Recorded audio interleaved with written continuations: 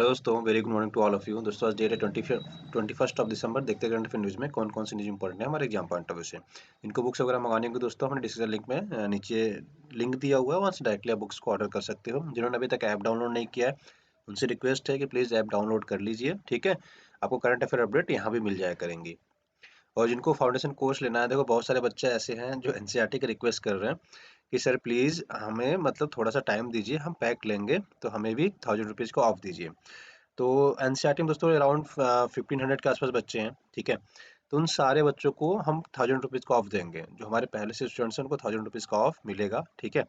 तो उसके लिए आप बेफिक्र रहिए। जो नए बच्चे हैं उनके लिए हम 100 स्टूडेंट्स का रख देंगे, ठीक है। तो आप लोग प्लीज़ झगड़ा ना करिएगा, क्योंकि बहुत सारे ऐसे कॉल्स आए हैं जिसमें बच्चे कह रहे थे कि सर हमें भी चाहिए, हम थोड़ा सा लेट हो जाएंगे लेकिन हमें एडमिशन इसी पैक में चाहिए, ठीक है।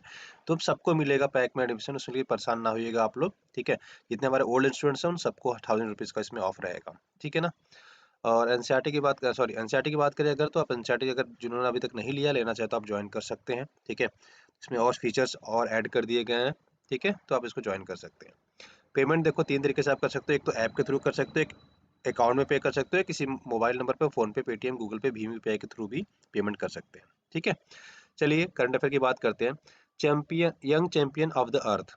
अब आपने चैंपियन ऑफ द अर्थ सुना होगा, हमारे देश के प्रधानमंत्री को भी मिल चुका है, ठीक है।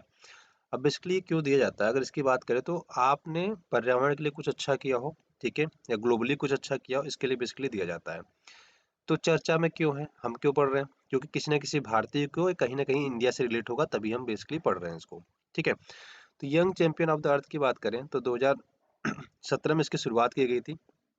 जो young champion of the earth पुरस्कार दिया जाता है दोस्तों, वो दिया जाता है 18 से 30 साल के बच्चों को, ठीक है। बच्चों को तो नहीं, 18 से 30 साल के लोगों को दिया जाता है, ठीक है। तो ये बेसिकली याद रखिए, 18 से 30 साल, ठीक। आ, ऐसे व्यक्तियों को दिया जाता है दोस्तों जिन्होंने पर्यावरण के लिए कुछ क्या किया हो, इन्वायरमेंट के लिए कुछ पॉजिटिव इम्पैक्ट डाला हो, ठीक है। तो इसमें 7 लोग को दिया गया, जिसमें से एक भारतीय भी थे, विद्युत मोहन, ठीक है। विद्युत मोहन मोहन याद रखिएगा, इनकी कंपनी है टेकाचार। इन्होंने क्या किया, बेसिकली सस्ते और पोर्टेबल बायोमास अपग्रेडिंग उपकरण बनाए हैं, ठीक है, इक्विपमेंट बनाए हैं। अभी है क्या बेसिकली, देखो इन्होंने क्या किया। आपको पता है कि दिल्ली के आसपास इन्वायरमेंट का इशू बड़ा ज़्यादा हो जाता है जब पुआल वगैरह जलता है, तो ठीक है। तो इन्होंने क्या किया, भूसी, पुआल, नारियल के छिलके, इन सबको मिक्स करके चारकोल बनाया है, ठीक है। इन सब का यूज करके बेसिकली चारकोल बनाया। चारकोल मतलब जो कोयला आप यूज करते हो, बेसिकली कोयले जैसा ही ये भी होता है, बेसिकली कोयला ही होता है, ठीक है। तो ये याद रखिएगा, इनकी इन्होंने कंपनी स्टेब्लिश की थी 2018 में, ठीक है। इसके लिए इनको दिया गया है जिन्होंने, ठीक है। तो एक तरह से देख लो, अगर इन्होंने ये सारी चीज़ों को खरीद के किसानों को ये कहते थे कि भैया आप भूसी, पुआल, नारियल के छिलके, जितनी भी चीज़ें हैं हमें दे दो, ठीक है, जलाने के बजाय। आप जला देते हो खेतों में, आपको कुछ मिलता नहीं है, आप हमें बेच दो, इसके हमसे पैसे ले लो, ठीक है। तो इसके अब इससे क्या हो गया, इससे देखो दो फायदे हो गए। आप इसको मेंस में भी लिख सकते हो, प्लस पीटी दोनों में आपको काम आएगा, प्री और मेंस दोनों में काम आने वाला है ये, ठीक है। तो इसमें आप क्या कर सकते थे, आप देखो इसमें ये फायदा ये हो जाएगा कि ये जलाएंगे नहीं। जब जलाएंगे नहीं तो पोल्यूशन नहीं होगा। और खास तौर पर दिल्ली के आसपास हरियाणा और पंजाब की बात करें दोस्तों, तो पोल्यूशन से क्या होगा, दिल्ली फ्री होने लगेगा, पोल्यूशन क्या होगा, बहुत ज़्यादा कम होने लगेगा। तो ये बहुत ही एक पॉजिटिव इम्पैक्ट हुआ, जो भारत के परिप्रेक्ष्य में देखें तो बहुत ज़्यादा इंपॉर्टेंट है। इवन जहाँ और कहीं भी ऐसे अगर इश्यूज हो रहे हैं तो वहाँ भी ये टेक्नोलॉजी अडॉप्ट की जा सकती है, ठीक है। तो इसमें 7 युवा चैंपियन चुने जा रहे हैं, ठीक है। अफ्रीका, यूरोप, लैटिन अमेरिका, उत्तरी अमेरिका, पश्चिम एशिया और 2 चैन एशिया, एशिया और प्रशांत से होंगे, ठीक है। तो बेसिकली याद रखिए, जो आपके एग्जाम पॉइंट से इंपॉर्टेंट रहता है। उसके बाद देखो, अब ये पुरस्कार देता कौन है, तो यूनाइटेड नेशन देता है, ठीक है। और इसकी सारा अगर सिस्टम की बात करें तो यूनिप बेसिकली दोस्तों इसका पूरा मतलब क्रियान्वयन यूनाइटेड नेशन करता है। यूनाइटेड नेशन एनवायरमेंट प्रोग्राम करता है, ठीक है। इसको यूनिप बोलते हैं, संयुक्त राष्ट्र पर्यावरण कार्यक्रम। अब इसकी स्टेब्लिशन की बात करें दोस्तों, तो ये 1972 में स्टेब्लिश हुआ था, स्टॉकहोम में सम्मेलन आयोजित हुआ था यूएन का, वहाँ पे। अब इसका देखो मेन मेन चीज़ें याद रखिएगा जो आपके एग्जाम पॉइंट से इंपॉर्टेंट होता है। पहला इंपॉर्टेंट क्या चीज़ है, इसका हेडक्वार्टर कहाँ है। इसका हेडक्वार्टर देखोगे तो आप नैरोबी में इसका हेडक्वार्टर है, तो एक तो याद रखेंगे। प्लस ये कौन कौन सी रिपोर्ट निकालता है, तो यूनेप दोस्तों ग्लोबल इमिशन रिपोर्ट निकालता है, ठीक है, गैप इमिशन रिपोर्ट निकालता है। ये याद रखेंगे, उत्सर्जन गैप रिपोर्ट, वैश्विक पर्यावरण आउटलुक रिपोर्ट, ठीक है। तो याद रखिए, ग्लोबल इन्वायरमेंट आउटलुक रिपोर्ट निकालता है, फ्रंटियर्स निकालता है, इन्वेस्ट इनटू हेल्दी प्लानट, तो ये भी याद रखिएगा, ये भी रिपोर्ट निकालते हैं। 4 प्लान आपको बेसिकली याद रखना है। UN 75 करके ये इनका प्रमुख अभियान, तो याद रखिएगा, आपके एग्जाम पढ़ने थोड़ा सा ये इंपॉर्टेंट हो जाता है। ठीक है, पर्यावरण दिवस आपको पता है 5 जून को हम मनाते हैं, तो ये भी आपसे एग्जाम में पूछा सकता है। कौन इसको हेल्ड करता है? बेसिकली यूनेप करता है, यूनाइटेड नेशन एनवायरमेंटल प्रोग्राम। ये आपके एग्जाम पढ़ने से ज़्यादा इंपॉर्टेंट हो जाता है। ठीक है, यूनाइटेड नेशन की जितनी ऑर्गेनाइजेशन है ना, आपको एक एक करके धीरे धीरे याद भी करनी चाहिए। मैंने अब पढ़ा भी रखा है, बहुत बार पहले भी पढ़ाया है। ठीक है, जैसे जैसे जाएगा हम एक एक करके पढ़ते भी चले जाएंगे। ठीक है ना, तो ये प्लीज़ आप याद रखिएगा। तो इसमें आप एक बार फिर से रिवीजन करा दो जो आपके एग्जाम पॉइंट से इंपॉर्टेंट है। Young champion of the earth पुरस्कार की शुरुआत कब की गई थी? 2017 से की गई थी। कितने वर्ष के लोग दिए थे? 18 से लेके 30 वर्ष के। ठीक है, भारत में इसको दिया जा रहा है, विद्युत मोहन को दिया जा रहा है। ठीक है ना, 29 वर्षीय है, प्लस इन्होंने अपनी कंपनी 2018 में स्टार्ट की थी। करते क्या बेसिकली ये लोग? पुआल, नारियल, भूसी के छिलके, इनको मिक्स करके ये लोग क्या करते हैं? चारकोल बनाते हैं। ये बेसिक पॉइंट्स आपको जस्ट याद रखना जो आपके एग्जाम पॉइंट से इम्पॉर्टेंट हो जाता है। ठीक है, चलिए आगे बढ़ते हैं। अब यूनेप की बात करेंगे तो यूनेप में मैंने बताया कि यूनेप कब बना था? 1972 को बना था, स्टॉकहोम सम्मेलन में बेसिकली ये कॉन्सेप्ट आया था बाहर। इसकी हेडक्वार्टर की बात करें तो नैरोबी में इसका हेडक्वार्टर है। प्रमुख रिपोर्ट्स कौन से हैं? उत्सर्जन गैप रिपोर्ट, वैश्विक पर्यावरण outlook report, frontier invest into healthy planet.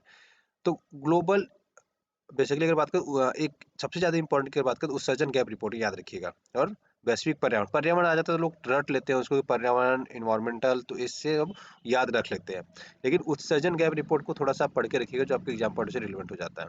ठीक, बोको हराम अब चर्चा में क्यों है? बोको हराम दोस्तों चर्चा में इसलिए कि इन्होंने करीब 344 नाइजीरियन बॉयज को क्या किया? इन्होंने क्या किया? किडनैप कर लिया। ठीक है, 344 नाइजीरियन बॉयज का इन्होंने क्या किया? किडनैप के लिए। कौन? बोको हराम। बोको हराम दोस्तों एक ऐसी इस्लामिक संस्था है जो बेसिकली इंसर्जेंट है। इंसर्जेंट का बेसिकली मतलब क्या हो जाता है कि जो सिविलियन से लड़ाई करते हैं उनको इंसर्जेंट बोलते हैं। इंसर्जेंट ग्रुप वही होते हैं जो सिविलियंस को ही पकड़ते मारते उनकी हत्या करते हैं, उनको इंसर्जेंट बोला जाता है।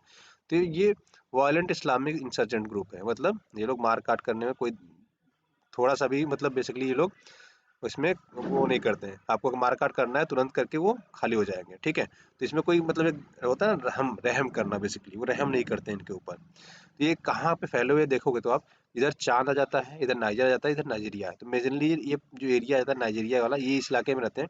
और यहाँ पे आपका लेक चांद है, तो इसके आसपास ये लोग रहते हैं। ठीक है, तो ये रिसेंटली ये लोगों ने क्या किया, 344 नाइजीरियन बच्चों को किडनैप कर लिया। ठीक है, इसलिए चर्चा में।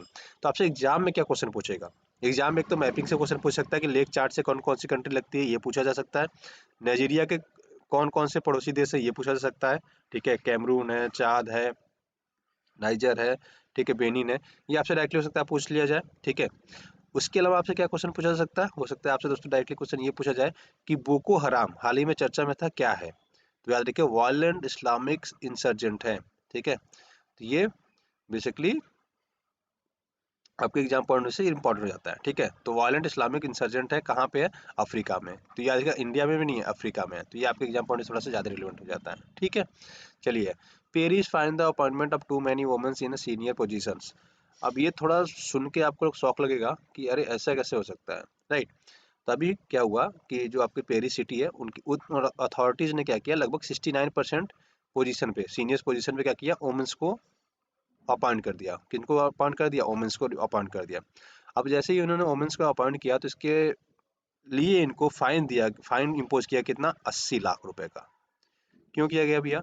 क्योंकि इनका एक सॉवर्डेड लॉ है। ठीक है, इसमें क्या कहा गया है? इसमें ये कहा गया है दोस्तों कि मैक्सिमम मैक्सिमम आप क्या कर सकते हो? ठीक है, मैक्सिमम आप क्या कर सकते हो? 40% किसी भी एक जेंडर को ले सकते हो। मतलब अगर मेल है तो मैक्सिमम 40% को अपॉइंट कर सकते हो, फीमेल है तो 40% को अपॉइंट कर सकते हो। बेसिकली 20%, बाकी जैसे ट्रांसजेंडर वगैरह हो गया इसके लिए में भी हो सकता है, इनका होगा। तो इनका जो रूल्स है, ठीक है, ये लॉ क्या कहता है कि minimum number of 40% of appointment of the each gender से मिनिमम होनी चाहिए। या फिर ऐसा कह लो आप, ठीक है, थोड़ा और अलग तरीके से मिनिमम मतलब क्या है? मिनिमम आपको 40% तो होनी चाहिए, चाहे फीमेल हो चाहे मेल हो। ठीक है, ये 20% का हम तीनों भर सकते हो, मेल फीमेल कोई भी भर सकते हो। लेकिन आप देखो अगर 69% इन्होंने कर दिया तो कितना बचा इसमें से? 69 में से 31 यही बचा, राइट? तो आप मिनिमम कितना कहता है कि 40% मेल होने चाहिए, 40% फीमेल होने चाहिए। 20% में आप किसी को भर लो, ट्रांसजेंडर भर लो, मेल भर लो, फीमेल भर लो, चलेगा। ठीक है, ये मैंने थोड़ा सा यहाँ पे बोल दिया था, ये इग्नोर करिएगा। ठीक है, मिनिमम इनको 40% रखना है। ठीक है। तो मिनिमम में क्या है, 40% मेल रहेंगे, 40%, मान लेते हैं 100 सीटें थी, अब 100 में से क्या रहेगा, 40 फीमेल रहेंगी, 40 मेल रहेंगे, ये बेसिकली रूल है वहाँ का। 20% में आप जो बच गया, उस 20% में आपको मेल को भी रख सकते हो, फीमेल को भी रख सकते हो, किसी को भी रख लो, या चाहे सारी फीमेल रख लो, चाहे सारी मेल रख लो, चाहे सारे ट्रांसजेंडर रख लो, कोई दिक्कत नहीं है। अब इन्होंने क्या किया, 69% क्या किया, फीमेल ही कर दिया। अब 31 किनको रखेंगे, मेल को रखेंगे। तो रूल ब्रेक हो गया ना, 40% वाला रूल। ये लॉ है, इसलिए लॉ क्या कहता है कि 40% मेल रहने चाहिए, 40% फीमेल रहने चाहिए, राइट। आशा करता हूँ आप समझ गए होंगे आप। ये रूल इन्होंने क्या किया, ब्रेक कर दिया, इसके लिए इनके ऊपर 80 लाख का फाइन लगा। हमारे इंडिया में तो अलग ही केस है, हम तो वुमेन को आरक्षण देने की बात कर रहे हैं और दे भी नहीं पा रहे, राइट। दैट इज 33% की बात की जाती है कि फीमेल्स को हम क्या करें, इंडिया में भी आरक्षण दें। आरक्षण इन द सेंस उनके लिए सीटें रहे वहाँ पे, मतलब हर पोजीशन पे आके 33% कम से कम फीमेल्स हों, ठीक है। तो ये बेसिकली लॉ ब्रेक करने की वजह से इनको फाइन लगा है। तो ये आपसे लॉ पूछा जाता है कि साउ बजट लॉ क्या है, ठीक है। एक तो ये बन सकता है, कहाँ का है, किस देश का है, तो फ्रांस पेरिस याद रखिएगा, ठीक है, फ्रांस का है रूल है ये आपसे पूछा जा सकता है। तो ये मेंस में भी आप लिख सकते हो, प्रीलिम्स में लिख सकते हो, और जहाँ वुमेन इंपावरमेंट की बात आएगी वहाँ पे भी इस लाइन को कोट कर सकते हो। पेरिस में क्या है, 40% मिनिमम आरक्षण दिया गया किनको, फीमेल्स को, ठीक है, सीनियर पोजीशंस पे।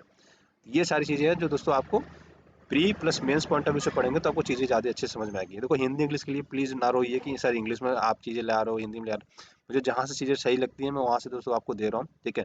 और बोल तो रहे हैं हिंदी में ना, तो आपको सुनना है बेसिकली, और उन चीज़ों को आप अपने वर्ड्स में भी लिख सकते हो आराम से, तो आपको सच कोई इसमें इशू नहीं होने वाला है, ठीक है। तो आज के वीडियो में बस इतना रखते हैं, तब तक के लिए ख्याल रखिए, ठीक है, खुश रहिए, लोगों में प्यार बांटते रहिए। God bless you all, thank you so much, have a great day.